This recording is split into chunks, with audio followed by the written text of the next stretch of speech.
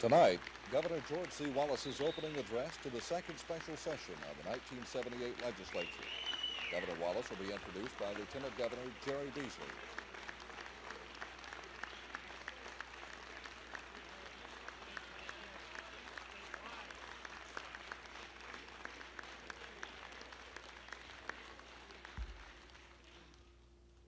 Ladies and gentlemen, it's a great pleasure that I present to you at this time His Excellency, the Governor of the State of Alabama, the Honorable George C. Wallace.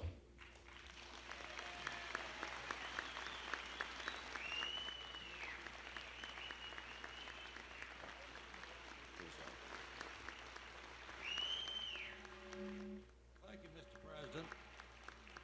I want to say to you, Mr. President, Speaker of the House, Joe McCorkadale, and all of you members of the General Assembly of the Legislature of our state assembled in special session. I have called you in special session for the purpose of passing on a number of very important matters, including, of course, the budget, the matter of property tax relief, the tuition grant bill, the TVA equity bill, as I call it, and the prison bonds and the matter of school construction bonds. I do know that in the past, those who sponsored the matter of annual sessions, the legislature of our state meeting each and every year, would save them the possibility and necessity of having special sessions. But it turns out that we've had more special sessions since annual sessions came into being, and it's cost the people of Alabama millions and millions of dollars. And therefore, this session is costing additional millions. And I'm very sorry that as a result of some of those in the Senate, a minority few, in the last several years have held up the passage of very vital and important legislation to the state for the simple reason they are more interested in the special interest of Alabama. I feel like, though, at this particular present time, when you're facing an election this coming September 5th, or non-election, that it's going to be a little bit different.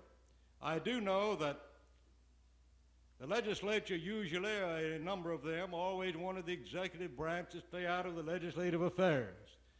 Well, I've done that. According to the Constitution of Alabama, I've done the best I could. But I'm taking over tonight, I want you to know, and I'm presenting legislation to this assembly that I think that maybe I should have taken steps to do so in the past. But I expected you in the Senate, who did not do your duty, the minority few, not the majority of those, they've gone along with the House of Representatives in passing this legislation as they did on nearly every single occasion. So you've done away with your 5 o'clock rule in the Senate, which says that we can't work until 5 o'clock. Well, the people all over this state that are working 2 shifts and 3 shifts, I don't know why you can't work until after 5 o'clock. You can work from daylight till dawn. And if you'd have done that before, we'd have already had all this legislation passed, and we wouldn't be down here costing the taxpayers of Alabama the money that they're costing them at the present time. And I believe you agree with that. I also want to remind the people of Alabama, this may have been overlooked by some of those who are today talking about public office, but Alabama hasn't had a single new tax on the people of this state since I became in office in 1971. There's only one other state in the Union that had no consumer taxes during this period of time, and that was the state of Texas. So I'm very proud of the fact that industrial development and our increase in business and tourism has made the difference in having increases in income every single year without an additional new tax upon the people of this state. I might also remind you again that the First National Bank of Chicago said that the take-home pay of the average Alabamian and Arkansas citizen and other Sun Belt states happens to be higher than it is in New York, Massachusetts, or Rhode Island. So we are doing well here in this great part of the southern part of the United States and in the so-called Sun Belt. And every one of you, of course, know that. And I want to thank the people of Alabama for the progress they've made in the last number of years, because they've done a great and excellent job in bringing Alabama to the forefront, not only economically but politically and otherwise. But in the last sessions, as a result mainly, not in every instance, of that group in the Senate, the small group, beholden to the special interests that I tried to tell you about, who are more interested in the power company and the coal operators and the oil operators than they were the people of Alabama. They kept us from getting any more money from highways and other special interest groups. They kept us from getting more money from highways. They caused the park system to have its appropriation cut. They caused the elderly and blind and handicapped to be left out of the general fund budget and having their surplus taken away from them. They had accumulated through good business practices. They did not pass a bill that I call equity in the matter of the division of TVA funds that now come to the state. And on the matter of reorganization, we worked for 3 to 4 years on the matter of reorganization of state government. And we would have had reorganization, but over in the Senate especially, they let us know that that was going to be a campaign issue in the future for someone, and they didn't want the state government reorganized. After we spent hundreds of thousands of dollars with the consultants and some of the best business and labor people in Alabama joined together in doing that governor's cost control study that they did for the people of Alabama. You also passed a so-called judicial article as a result of the people of Alabama being sold on the matter of a judicial article. What is a judicial article? Well, it was going to streamline justice. It was going to make you get a trial a lot faster. But what did it do? And it would pay for itself. That's what they told the people of Alabama. It not only didn't pay for itself, but it's costing $16 million more per year of money that ought to go to roads and the elderly and the Medicaid and the blind and the handicapped, because it didn't come up to the expectations of those who were seeking either high pensions on the one hand or something else on the other. So you had to pass that as a result of the people of Alabama being sold this so-called dead fish. And that's what it was the so-called judicial article of Alabama. You also failed in the Senate, not in the House of Representatives, to pass them taxes on special interests, such as the coal severance tax, the oil severance tax, and passing the bill to keep electorate rates down on the people of Alabama. All as a result of a special committee organized in the Senate with a majority on there determined never to see these bills see the light of day. And they never saw the light of day after you passed them through the House of Representatives. So I hope that that particular group are beginning to realize and wake up that many of them are running for election, and as a consequence, you better come on and straighten up and fly right in these few days, because you must finish your business by the night of August the 6th, because of the constitutional question involved in the matter of the property tax. Every constitutional amendment that you've ever submitted to the people of Alabama, you've submitted it 90 days after you pass it. Now, if you want to take a chance on the possibility of doing that after with a special election, then you're going to find that some of these high property taxes will already be on the people of Alabama by the time they acquire the vote on this very important constitutional amendment that I am submitting to you. So, you are here tonight to correct many of these things that you did not do in the last regular session and the last special session of the legislature. I'm not submitting the matter of the utility program anymore for the simple reason that the House had always passed it, but it was a dead duck in the Senate. Because when the special interest group, who thought more about the power company and the coal operators and the oil folks than they did the elderly and blind and handicapped of Alabama, when they got through with it, when it was all over. Now, if there's anybody in this legislative group that wants to call my hand on this tonight, I might just go out before the people of Alabama and tell them who you are. So I expect you better be quiet about it and go ahead and get this matter through both bodies and get out of here and go home.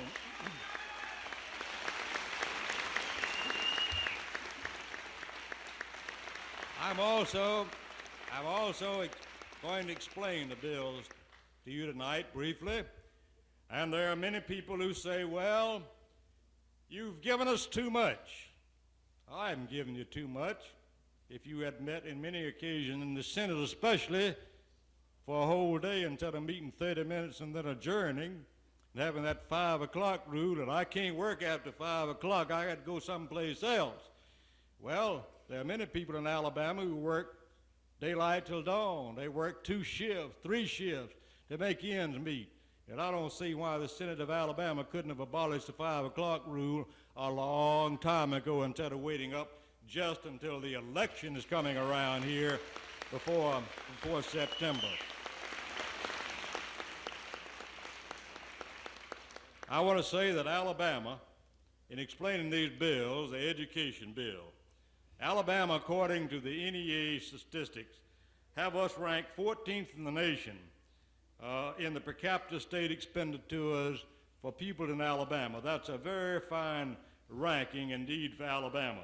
This bill, of course, will provide additional raises for teachers, lunchroom and custodial personnel and bus drivers, a substantial increase in vocational education training and for educating the handicapped, the special ed program, and it also provides for community colleges, technical schools, at our universities here in Alabama.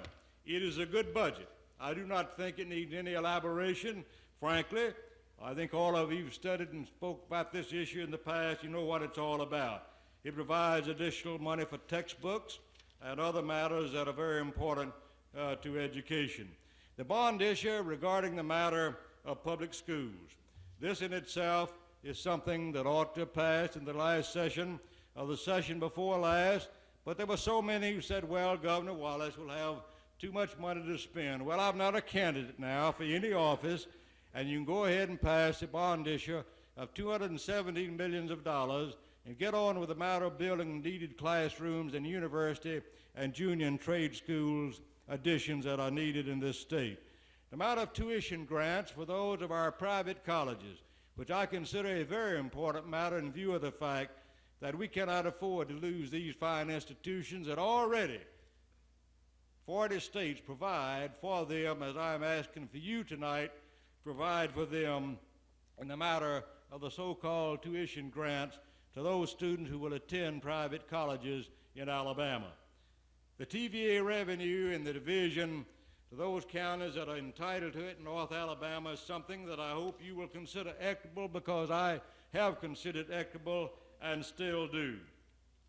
The matter of pensions and securities, I hope that you will, of course, pass that bill, which I think needs no elaboration because they're entitled to and need this money next year rather.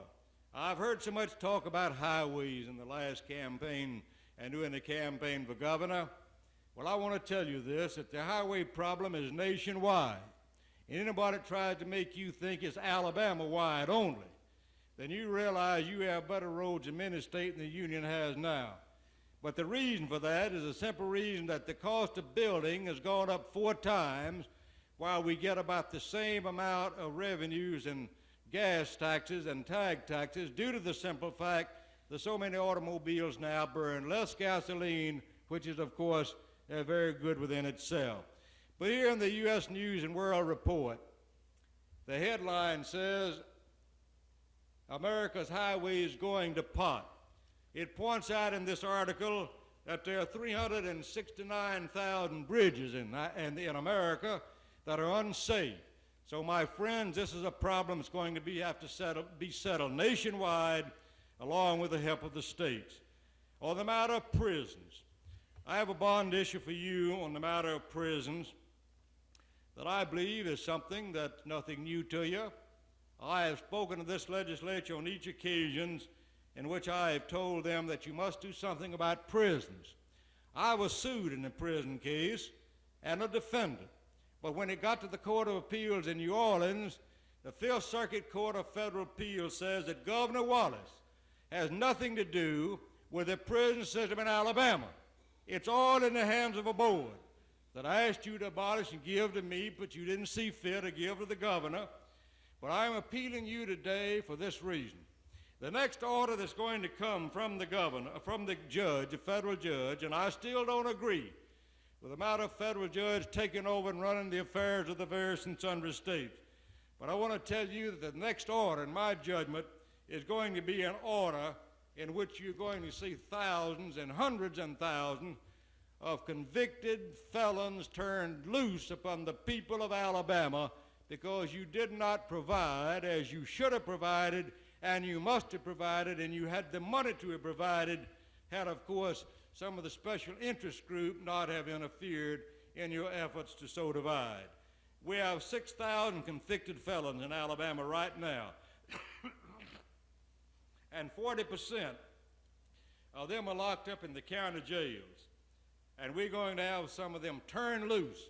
But I feel that the courts of this state, out of this nation, will give you one more chance, give me one more chance, although I'm not involved, other than budgetary requests, the Court of Appeals said, and I'm making that to you. They will give the people of Alabama a chance by you submitting this $15 million bond issue to the people of Alabama this coming general election so they can decide whether they want to go that far themselves, and I believe they will want to do that. After all, it's you, the legislature, that passes laws asking us to put into prison, or the court system rather, those who commit certain crimes.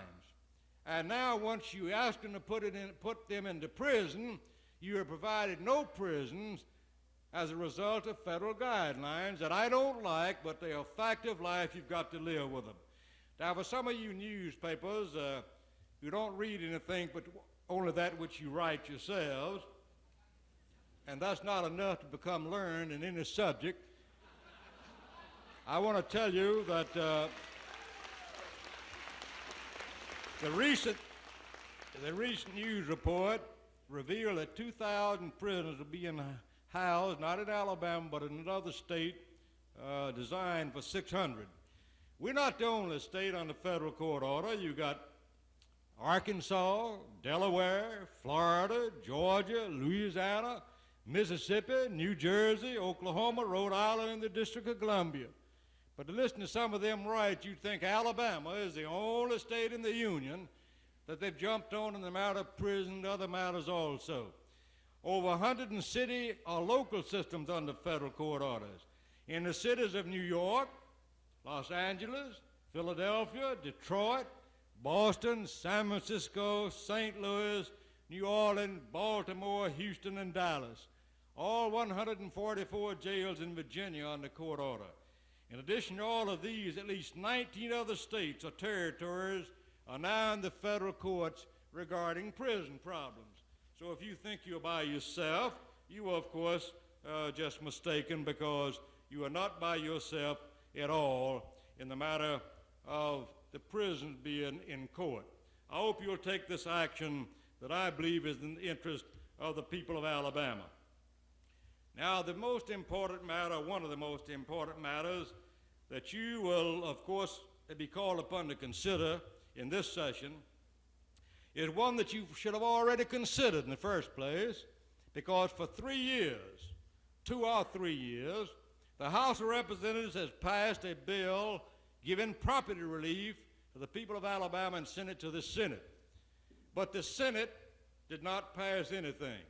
They should have gotten together with you and worked out a compromise. Then we wouldn't have to be here on the eve of these high taxes going into effect, being placed upon the people of Alabama. But you saw fit to spend millions of dollars filibustering and debating mainly in the Senate, and as a consequence, you're back here tonight. You better not fail this time. You better pass one by a Saturday night of the 6th. Some of you are going to have a lot of political funerals to attend on September 5th throughout this state, and I can't go to all of them. I want you to know that.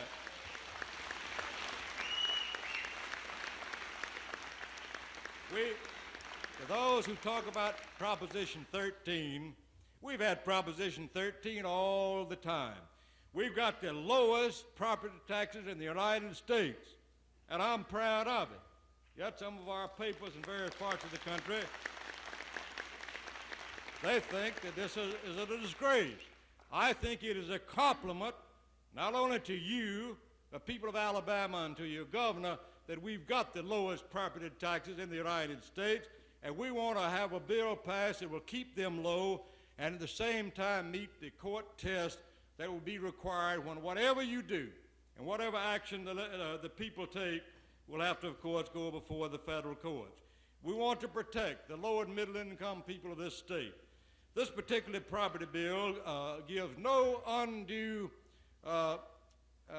gives nothing undue to special interest, gives no undue benefit to special interest in Alabama. But I'll give you a few examples of what it will do. A typical example, if you built a home in 1970 and it was worth $20,000, and now it is valued at $32,000 because of continued inflation, these are the taxes you would pay. If you live in Huntsville, you are now paying $142. That will go up to $245 or 72%, unless you vote to stop it. If you pass my tax relief program, it'll go up only about $11 a year. If you live in Florence in Lauderdale County, you now pay $94 on the same house. You will soon be paying $168 if you don't pass this bill that these bills I've offered to you. Under this plan, you will pay only $8 more. If you live in Fairhope, you're now paying about $100. On the new rate, it will go up to 77% to $177. Under my plan, it would increase to only $8 per year. The same is true on farms. For example, in an actual case in Henry County, where the reappraisal work is already completed, the tax bill last year was $224. This year, the tax has gone up to $1,550. And you're going to have a lot more of that if you don't go ahead and act on this legislation, adjourn, sine die, as a safeguard by the night of Saturday night, August the 6th. My friends, I won't go into any more details on the matter of the property tax, except that it is a tax that will be in the interest of small farms and businessmen and the homeowners of Alabama. The small business people, it will not give any special break to the utilities. They will remain the same as they are now because they have rates that are regulated by a commission that takes into consideration the amount of taxes that they already pay. I do feel that you can get about and pass this legislation for the simple reason that it is in the interest of the people of Alabama. I also want to point out something else to you, and that is that all ad valorem taxes on citizens over 65 years of age will be exempt from property taxes in this state. And that takes in, of course, a lot of small owners of homes who are living on set pensions. So I would say that you can help the low and middle income class people in this state for the simple reason that there's only about two ways you could have helped them. From the matter of high federal taxes, we can't do anything about that. We can't do anything much about inflation in Alabama. That's a federal matter that has to be handled at the federal level.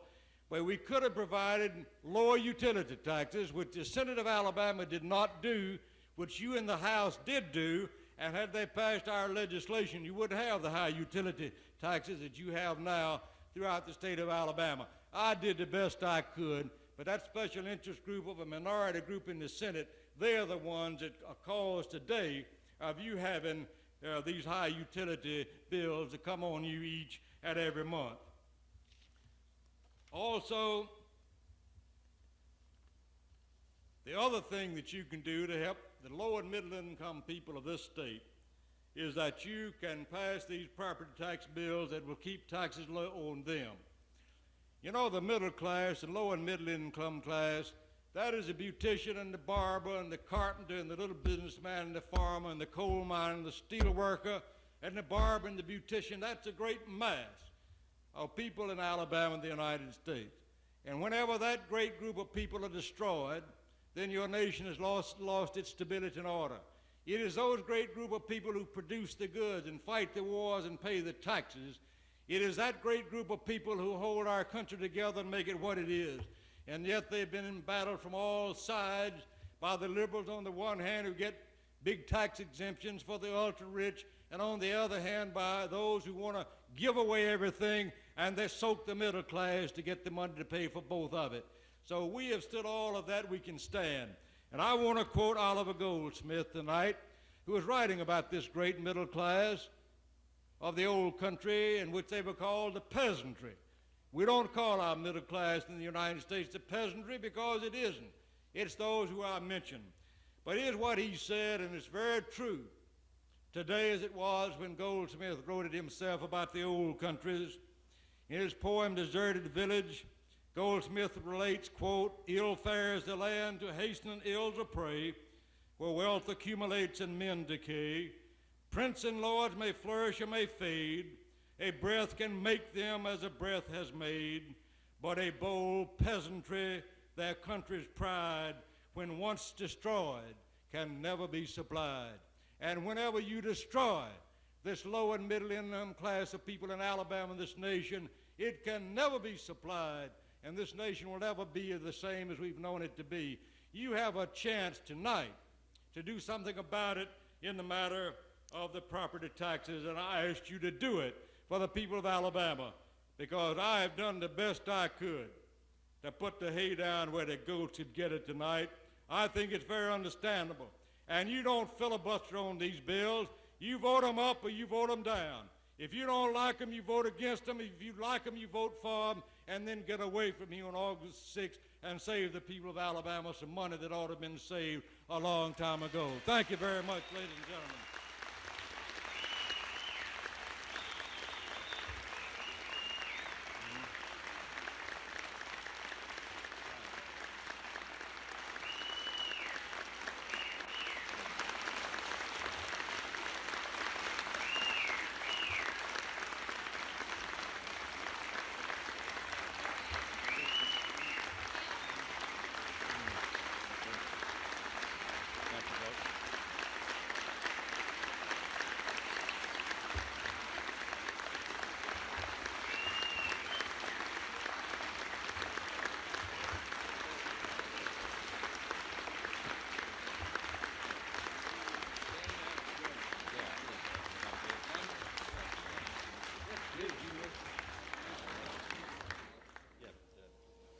This program has been produced by the Alabama Public Television Network. Stay tuned for legislative reaction to the governor's address immediately following these messages.